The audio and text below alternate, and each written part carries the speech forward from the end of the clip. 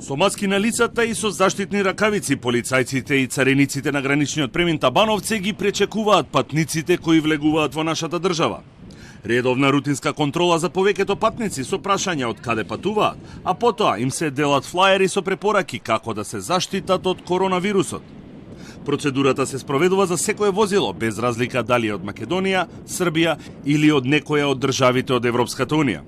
Денеска на Табановце дојдоа премиерот Оливер Спасовски и министерот Венко Филипче за да видат и проверат како функционира системот за превенција. Целосно се почитува алгоритамот, тоа значи дека се прашува секој пациент од каде доаѓа, доколку доаѓа од ризичните региони, се прави дополнително интервју дали бил во контакт со заболени лица, дали евентуално патникот има симптоми, доколку има, се трга настрана во посебна изолирана соба. Граничниот премин Табановце е најфреквентниот граничен премин во државата. По откривањето на првиот случај на коронавирус и воведувањето на заштитните мерки, преку овој граничен премин во државата влегле околу 320 патници од кризните региони во Европа каде што е регистрирано присуството на вирусот.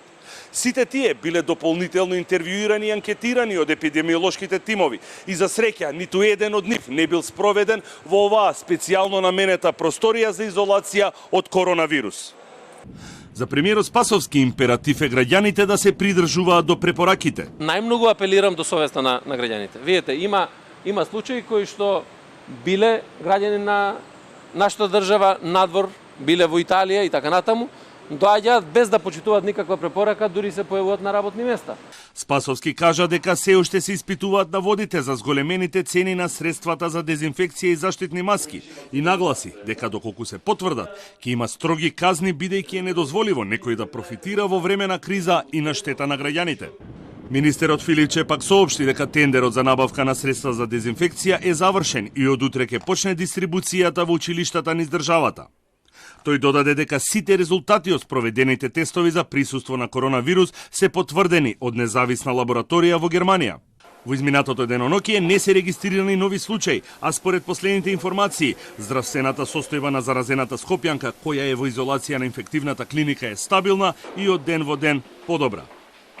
До сега се потврдени 90.000 случаи на коронавирус во 70 држави во светот, а 90% од нив се во Кина. Најголемо жариште во Европа се регионите Ломбардија и Венето во северна Италија. Официјално во Италија има 1835 случаи, а властите во Рим соопштија дека вчера починале уште 18 лица, со што смртоносниот биланс се искачи на 52 жртви.